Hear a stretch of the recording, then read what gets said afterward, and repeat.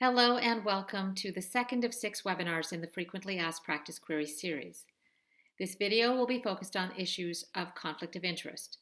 If you haven't already done so, please watch the introductory video in the series as it'll help you make more sense of the information and perspectives offered in this and future webinars. I'm Judith Pinto, Occupational Therapist and Practice Advisor with the Alberta College of Occupational Therapists. I'm grateful to be recording this today from Edmonton, Alberta. Situated on the North Saskatchewan River, this land has been the home to many Indigenous communities, primarily the Cree, Blackfoot, Assiniboine, and Métis for thousands of years. Edmonton is located in Treaty 6 territory and within the Métis homelands and Métis Nation of Alberta Region 4.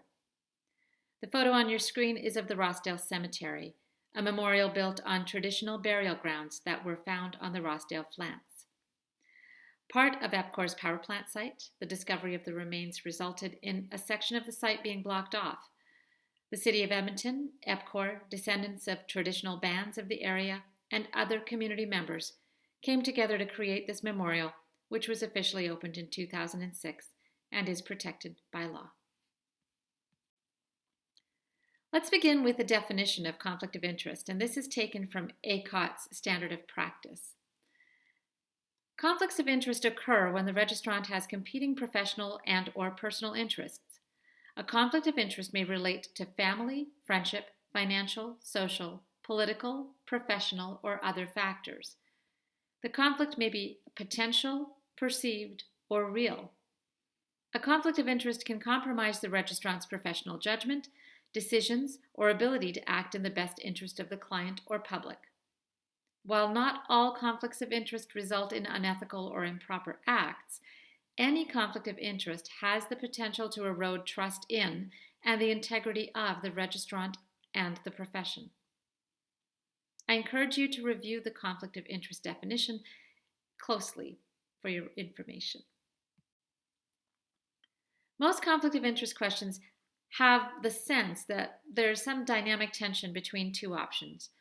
The registrant has an opportunity or request to do something that is well within their ability to do, but perhaps they or others think that perhaps it's not a good idea. So when we have conflict of interest conversations, we'll be exploring things like whether the registrant's decision-making or judgment could be compromised in their situation, whether others looking in, like managers or colleagues or the general public, might wonder if their decision-making or judgment was compromised, or if there was some lack of fairness or privilege. So we'll begin with step 1 of our practice query conversation and get clear on the question. We have an example here. I have been asked to provide OT services to my parent's neighbor. Can I proceed to provide services to this client? So we're clear on what the therapist wants an answer to, whether or not they can provide OT services. And there is some recognition that there may be some reason why they maybe shouldn't. I'm going to be echoing this sentiment a few times in these webinars. Just because you can do something doesn't mean you should. And so we're going to get to a place of understanding whether both the therapist can and ideally the therapist will get to a place of knowing whether they should. There are many things that we don't know in this situation and we'll need to probe further to find out, but a clear question is definitely where we begin. So in terms of triage, this question is within ACOT's mandate to regulate the practice of occupational therapy in Alberta. So we'll proceed to step 2 in the practice query conversation. In step 2, we're checking in with the registrant's hunch. Are they leaning yes or no? Is there a concern about anyone finding out what they're thinking of doing? If this was on the front page of the paper, what would that be like? If their manager or colleagues found out, what would that be like? Are they wanting to hide something that they're doing? What's your hunch? Pause the video if you would like to take a moment and reflect. In our example, there is a potential for tension between the interests of the therapist and the best interest of the client. The therapist in this case has a hunch that she needs to stop and reflect more closely on how she proceeds. She has a hunch that she should not accept the referral so as not to inadvertently disclose personal information to her parents about her client. But she's not sure if that's in the client's best interest. In all fairness, most therapists who call in with a conflict of interest question have a hunch that they perhaps shouldn't do something, but let's see how this example proceeds. In step 3, from an ACOT guidance perspective, we look at legislation. Are there federal or provincial laws that could be relevant? In situations of private practice, there could be financial or tax laws to consider, and while that would be outside of ACOT's scope to clarify, we could definitely suggest that you consider how to follow up with those questions in step 9. We'll get there. But conflicts of interest can involve many federal and provincial laws, everything from immigration to taxation, and legislated funding programs such as the Family Supports for Children with Disabilities Act, the Workers' Compensation Act, the Insurance Act. There could be risks of fraud or privacy breaches, and there are federal and provincial laws around privacy. And as always, the Health Professions Act, the OT Profession Regulation, and the Health Professions Restricted Activity Regulation need to also be considered. While this may not be the case in all conflict of interest calls, in this particular example, there are no federal or provincial laws that are at risk of being violated, with the exception of potentially privacy laws. So we learned that the therapist was employed by the publicly funded health authority, and there were, for this instance, no financial or tax benefits to them working with the client, but there were privacy considerations. In step 4, we'll consider regulations, which include ACOT's standard of practice, code of ethics, bylaws, and any practice guidance documents that provide interpretation to those standards of practice and code of ethics.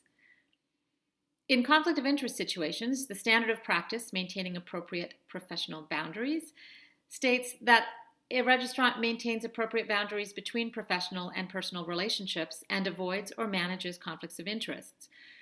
I encourage you to review this standard in its entirety.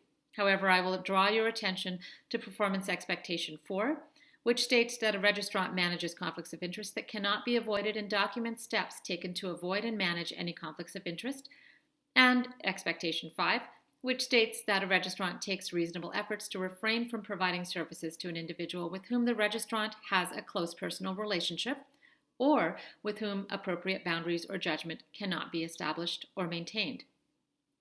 In situations where this conflict cannot be avoided, example where there are no professionals with a similar skill set, a registrant must disclose, manage, and document this conflict of interest. In addition, ACOT Code of Ethics B8 states that registrants have an ethical responsibility to provide services that incorporate equity-focused approaches and manage conflicts of interest that cannot be avoided. In our example, our registrant would need to determine whether she can avoid the conflict of interest, example by referring the client to another therapist, but if she's unable to do so, she'll need to mitigate or manage it and ensure that strategies are in place to ensure that the client's best interests are the primary consideration. All of this will need to be documented. In this example, we learned that the therapist is the only one in their geographic region who has the skill set to meet the client's needs. There are no other therapists to refer to, so the alternative would be the client wouldn't receive care, and that would not be in their best interest. This therapist will need to ensure that they mitigate impacts. Considering the practice of occupational therapy in step 5, we'd look at, does the action the therapist want to take align with the practice of OT as defined in the Health Professions Act? Is the therapist competent to engage in the activity?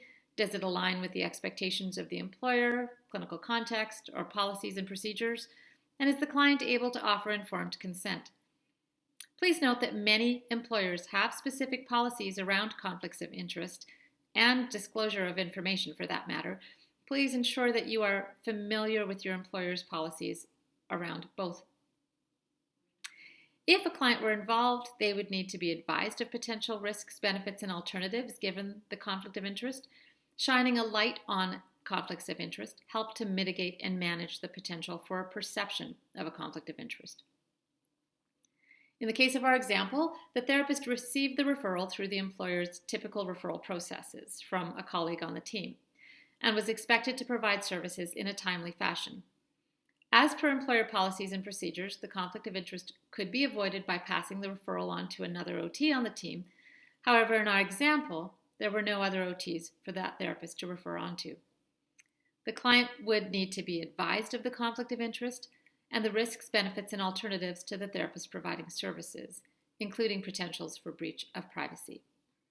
This would need to include a specific discussion around how they would manage that privacy and confidentiality pieces and the conflict of interest. Ultimately, the client would need to decide, based on that fully informed discussion, whether they provide consent or not, and the therapist would need to accept whatever decision the client makes. Ideally, this is established collaboratively as per Canadian occupational therapy competencies and documented accordingly. In step 6, we will do an ethical check. And as this is a conflict of interest issue, it is, yes, an ethical issue. We might learn that the client and the request is well within the therapist's geographic range, competence, and skill set, but because the service could involve home visits, the risks that the therapist's parent would learn of their involvement with their neighbor would need to be addressed. In the process, the therapist may gain some social clout in their parent's eyes. That personal gain may be in conflict with the client's best interest. The client's neighbors, your parents or their parents, would then be aware that there is an OT providing services to the neighbor, risking a breach of privacy and confidentiality. The client may be happy to share that information with the therapist's parents, so maybe they could be part of a support system, but ultimately the therapist needs to consider whether that would be in the client's best interest.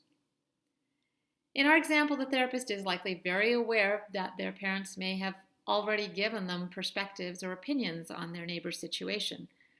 The parents might notice that the neighbors are in need of or receiving services from occupational therapy, and they may engage the registrant in conversations at family dinners, asking, "So how are things going?" What strategy or plan would the therapist have in place to manage those situations so that they are not breaching their client's privacy, and also ensuring that they are limiting the impact of their parents' opinions on their decision making? Can they manage all of those factors and provide care to the client in a way that is respectful, unbiased, and in their best interest? By this point, at step 7, having reviewed legislation, regulations, the practice of occupational therapy, and ethical considerations, registrants will likely have enough information to make a preliminary decision as to whether they can do something and perhaps have begun to consider whether they should. To fully come to a clear decision as to how this might unfold and establish how they would proceed, they'll need to dive into steps 7 through 10 somewhat independently. In our case example, the therapist preliminary decided that there were many good reasons to accept the referral, but that they would need more information and reflection to consider how that could be done appropriately. As stated, the next steps, 8 through 10, are beyond ACOT's capacity to provide specific input around. However, they are presented here to help guide you in your next steps in decision making. We've reviewed legislative and regulatory aspects of occupational therapy practice and ethical considerations, but as a regulated health professional, you are responsible to exercise independent clinical judgment when you consider your and your client's contexts and come to a decision, gathering any additional information you see fit. So at step 8, you're encouraged to consider context. As OTs, we're well versed in this. In clinical practice, contextual factors can include geographical or physical isolation, limited access to your specific skill set, whether this is an emergency, or other factors that may be quite unique to your situation. In the case of our example, the therapist was aware that there were no other therapists to refer on to. The client need was within their skill set and the parameters of the agency that they were employed by. Their implicit knowledge of their relationship with their own parents gave them information about the kinds of barriers that they may need to establish and the boundaries they may need to establish in communications. Their parents' relationship with a neighbor would be understood to them, and they might need to be really clear about ensuring some privacy issues were addressed preemptively. They would be aware of their own ability in the context of their role, the client need, the clinical team, and their relationship with their parents to manage the conflict of interest. And they would perhaps also be much more aware of the supports that might be available to them, their managers, supervisors, colleagues, mentors, or the client themselves. In step 9, the therapist may need to get more information or support from places other than ACOT. In the case of our example, the therapist needed to consult with their supervisor, and because they were part of a clinical team that worked with this particular client, their colleagues.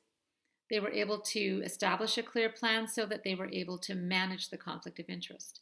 In other situations, consults with legal counsel, ethicists, managers, clinical supervisors, professional practice leads, mentors, or other peers could be considered. And finally, in step 10, the therapist will have arrived at a decision.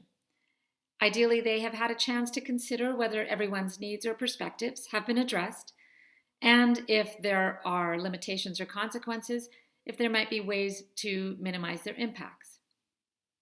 Ideally, they are confident in their decision. Therapists need to understand why they've made the choice they've made and be clear on how they will avoid, mitigate, or manage the conflict of interest. In the case of our example, the therapist received the referral through the employer's referral channels, so there wasn't a sense of favoritism or queue jumping. She disclosed to her employer that she was in a conflict of interest and actually shared that with her colleagues and sought their assistance to be able to ensure that she was being clear in her informed consent conversation with the client to outline the risks, benefits, and alternatives of accepting services from her or denying them. All of this was documented in the client chart and communicated to the supervisors and clinical team. The team remained available to provide support. Again, to restate, ultimately the therapist is responsible to exercise independent judgment and make their decision based on legislation, regulations, the practice of occupational therapy, ethical considerations, and their intimate knowledge of their context and feedback from other sources beyond ACOT. I hope the information presented here has been helpful as you consider conflicts of interest in your practice. If you have any additional questions, please feel free to reach out by phone or email.